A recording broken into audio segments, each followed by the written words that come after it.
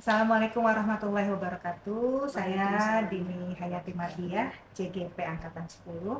Hari ini saya akan melakukan sesi wawancara bersama Ibu Asniwati. Silakan Ibu Asni. Ya, nama saya Asniwarti, TK, Kepala TK Mujahidin Depok, Jawa Tengah. Terima kasih banyak Bu Asni atas Sama-sama. waktunya. Maaf mengganggu. Nggak apa-apa. Eh, jadi saya boleh mengajukan beberapa pertanyaan sedikit ya Bu Asni ya. Boleh silakan Bu Dini. Lanjut aja ya Bu ya. Ya, Langsung aja ya. silakan. Yang pertama, selama ini bagaimana Ibu dapat mengidentifikasi kasus-kasus yang merupakan dilema etika atau rujukan moral? Jadi dilemanya kali kalau selama saya ngajar, yang paling banyak tuh dilemanya tuh tentang bayaran atau SPP tiap bulan. Dan lagi ada juga uang pendaftaran gitu ya. Uang pendaftaran yang biasanya disuruh bayar berapa kali atau 3 kali bisa 6 jadi setahun, kadang-kadang nggak dibayar gitu. Nah kalau SPP-nya itu kadang-kadang begitu juga, kadang-kadang udah enggak yang nggak dibayar. Ya kita kan sebagai kepala sekolah, dengan duit itu kita bisa mengelola duit itu untuk membayar apa, untuk bayar apa, beli apa gitu. Jadi masalahnya itu kendala keuangan SPP atau pendaftaran siswa yang lewat dari batas waktu ya Bu Asni ya. Oke, lanjut ya Bu Asni ya. Selama ini bagaimana Ibu menjalankan pengambilan keputusan di sekolah itu, terutama untuk kasus-kasus di mana ada dua kepentingan yang sama-sama benar atau sama-sama mengandung nilai kebajikan? Memang kalau kita sebagai kepala sekolah itu serba salah semuanya.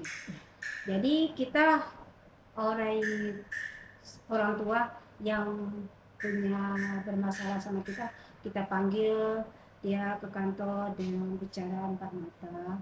Nah kita utarakan, setelah kita utarakan ada janjinya dia mau bayar, oh ya setelah ada kita bayar udah berapa bulan kita akhir dia belum membayar juga, kita kasih surat teguran. Jadi Atau sudah itu kita kasih sanksi.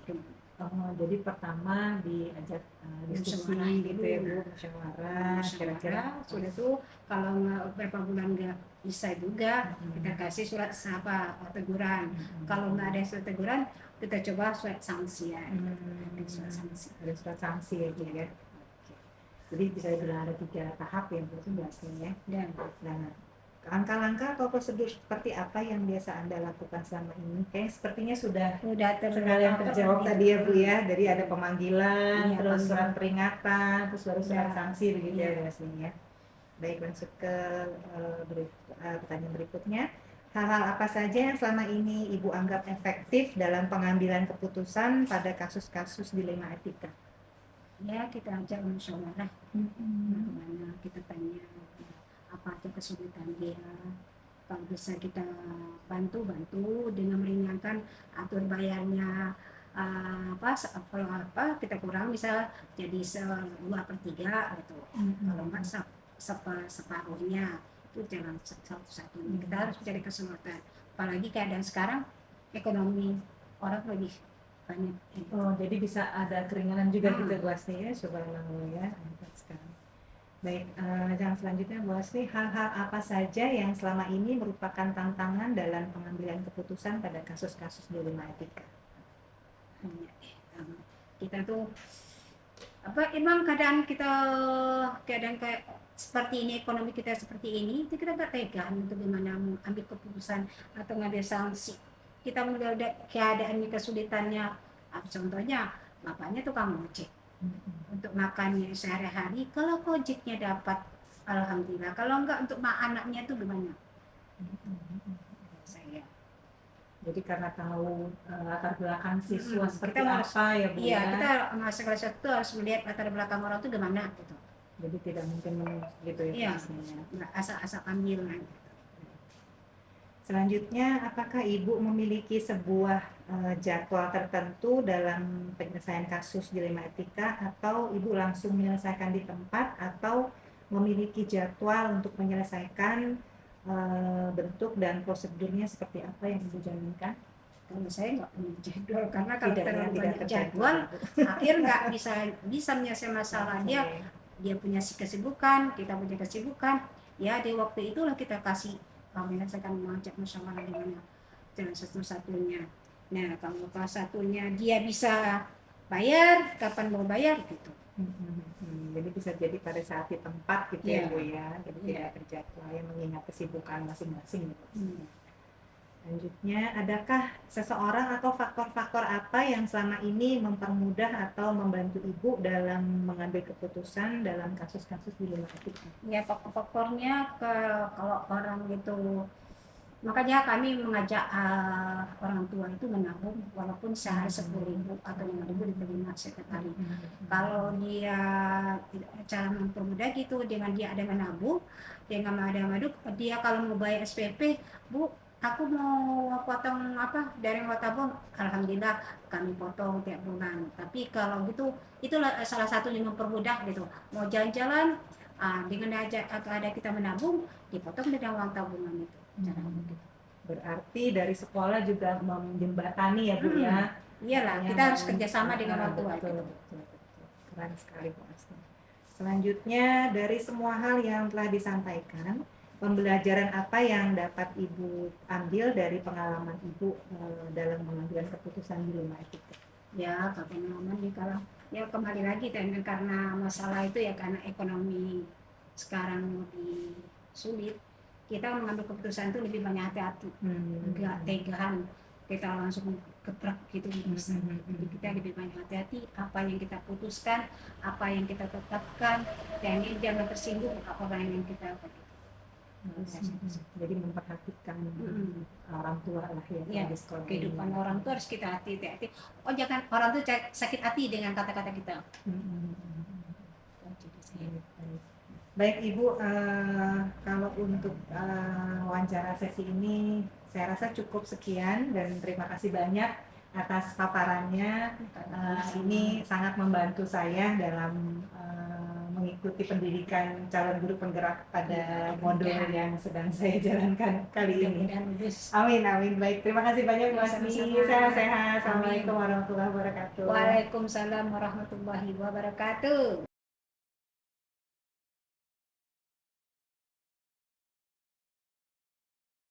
Assalamualaikum warahmatullahi wabarakatuh. Saya Dini Hayati Mardia, CGP Angkatan 10 Kota Depok. Kali ini saya akan melakukan sesi wawancara bersama Kepala Sekolah tempat lembaga saya mengajar, bersama Ibu Saida Ahmad MPD. Selamat siang Bu Saida. Assalamualaikum. Waalaikumsalam warahmatullahi wabarakatuh. Gimana kabarnya Bu Saida? Alhamdulillah. Ya, Sehat-sehat. Terima kasih atas waktunya, sudah bersedia mengikuti sesi wawancara dalam rangka tugas saya ya Bu ya. Baik, langsung aja ya Bu ya. Saya akan mengajukan beberapa pertanyaan. Yang pertama, selama ini bagaimana Ibu dapat mengidentifikasi kasus-kasus yang merupakan dilema etika atau bujukan moral? Bismillahirrahmanirrahim. Kalau dalam hal bicara tentang etika atau moral, memang ini panjang gitu ya. Maksudnya melibatkan beberapa unsur terkait etika apa nih. Kalau misalkan kita bicara etika terhadap sikap orang tua murid ke guru, sikap orang tua murid ke lembaga, sikap orang tua murid dalam menyikapi kebijakan-kebijakan sekolah, atau sikap guru dengan guru, atau sikap guru dengan anak, anak dengan anak. Kan ada beberapa tahap model ya, Beda-beda gitu ya. Tapi dalam hal ini mungkin saya lebih menjelaskan etika orang tua kali ya, karena memang berbicara anak usia dini pastinya harus ada kolaborasi antara orang tua dengan pihak sekolah ya. Karena sekolah anak usia dini tidak akan berhasil ketika tidak ada kesamaan visi dan misi antara orang tua dari pihak ke pihak sekolah, orang tua dan guru. Nah, dalam mengidentifikasi pastinya ada beberapa ya. Yang pertama sikap orang tua dalam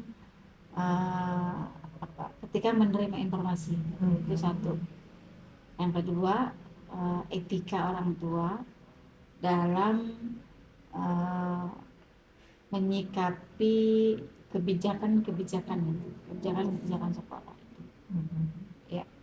Jadi ada dua ya, ada dua ya, sikap orang tua dan etika orang tua ketika menyikapi kebijakan dari sekolah ya Bu ya.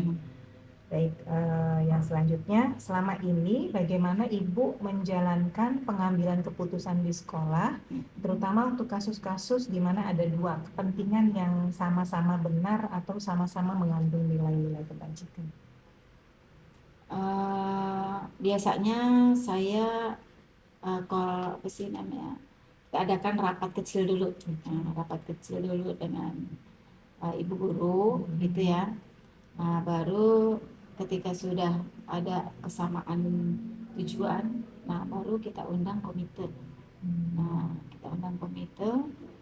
Nah, ini biasanya mengambil keputusannya saya dengan membuat program kegiatan. Nah, kalau misalkan ada kepentingan yang sama, mengandung nilai-nilai kebajikan. Misal kepentingannya untuk mensukseskan Family Day, ya gitu ya, kegiatan Family Day dalam waktu dekat ini. Ya, dalam waktu dekat ini. Nah, di sini kan kasus ini tidak terlepas dari kebutuhan kegiatan, gitu ya. Kebutuhan kegiatan harus ada pemahaman yang sama. Karena kita membuat satu kegiatan ini kan happy untuk anak, happy untuk orang tua, dan happy untuk sekolah gitu. Jadi untuk yang seperti ini ya itu tadi saya rapat dengan guru, lalu saya berkolaborasi dengan komite dan Korlas dengan tujuan yang sama, untuk membuat satu program yang membahagiakan semua pihak ya. Semua anggota lembaga. Baik, selanjutnya langkah-langkah atau prosedur seperti apa yang biasa Ibu lakukan? Kayaknya tadi hampir sama ya Bu ya. Hampir sama ya. Tadi ya. Rapat kecil, terus dengan guru itu berkolaborasi dengan orang tua, dan kemudian baru menentukan program yang akan sesuai dengan tujuan yang membahagiakan semua lembaga, semua anggota sekolah ya. Selanjutnya, hal-hal apa saja yang selama ini Ibu anggap efektif dalam pengambilan keputusan pada kasus-kasus dilema etika? Efektif itu biasanya ya langsung yang bersangkutan aja. Langsung kepada yang memiliki masalah lah istilahnya ya. Biasanya kayak gitu, langsung saya ajak diskusi lagi gitu ya. Kalau yang terkait dengan etika, misalkan kegiatan ada yang nggak setuju dengan pembiayaan, maka nggak mungkin kita pukul rata ya. Betul. Artinya kita panggil, biasa kalau kayak gitu nolak tuh kegiatan gini-gini gitu kan. Nah, biasanya kayak gitu kita panggil, Ibu ada persoalan apa, ada yang bisa saya bantu. Kalau misalkan memang hambatannya kalau bisa dibicarakan ya Bu ya, tapi jangan memprovokasi yang lain. Biasanya gitu, etika begitu. Baik, selanjutnya Bu, hal-hal apa saja yang selama ini merupakan tantangan dalam pengambilan keputusan pada kasus-kasus dilema etika? Tantangannya ketika tidak ada kesamaan visi, terutama dari komite sekolah ya. Jadi kalau komitenya nggak paham nih apa yang sekolah inginin, nah itu ada tantangan tuh. Tantangan. Nah, malah justru komite lawan sekolah kan nggak lucu. Betul. Padahal harus saling berkolaborasi ya Bu ya. Tantangannya di situ. Selanjutnya, apakah Anda memiliki sebuah jadwal tertentu dalam sebuah penyelesaian kasus dilema atau langsung di tempat dalam menyelesaikannya, atau ada prosedur tertentu Bu?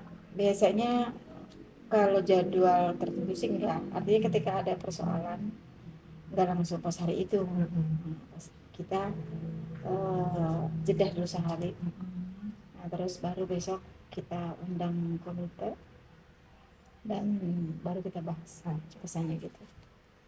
Selanjutnya, adakah seseorang atau faktor-faktor yang mempermudah Ibu dalam pengambilan keputusan? Kalau faktor ya semua unsur lembaga ini ya, keluarga sekolah.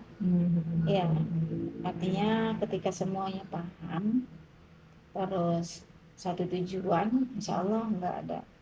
Itu yang membantu saling menguatkan. Oke, berkolaborasi ya sama guru dan semua anggota sekolah. Terakhir ya Bu ya, semua hal yang telah disampaikan, pembelajaran apa yang dapat Ibu petik dari pengalaman Ibu dalam pengambilan keputusan? Ya, kalau untuk pelajaran itu tadi kita sebagai pimpinan lembaga tidak bisa memaksa orang lain, baik itu keluarga sekolah ya, baik guru, komite, nah, terus penjaga sekolah. Nah, itu sepemahaman dan sepikiran dengan saya. Pastinya kita harus memahami itu, karena kadang kalau kita ingin semuanya adem, enak, kita tidak ada slack, kita harus sebagai pimpinan lembaga ya harus menyesuaikan apa yang selama ini nggak harus melulu saya kepala sekolah harus turutin enggak gitu. Jadi memang ya kita fleksibel ya, fleksibel. Jadi segala sesuatu itu berdasarkan kesepakatan hasil rapat bersama. Baru ketika semua unsur lembaga, unsur keluarga sekolah oke, udah insya Allah. Alhamdulillah. Baik, super sekali Ibu. Terima kasih banyak atas Ya, waktunya. sama-sama. Cukup sekian Ibu dari saya.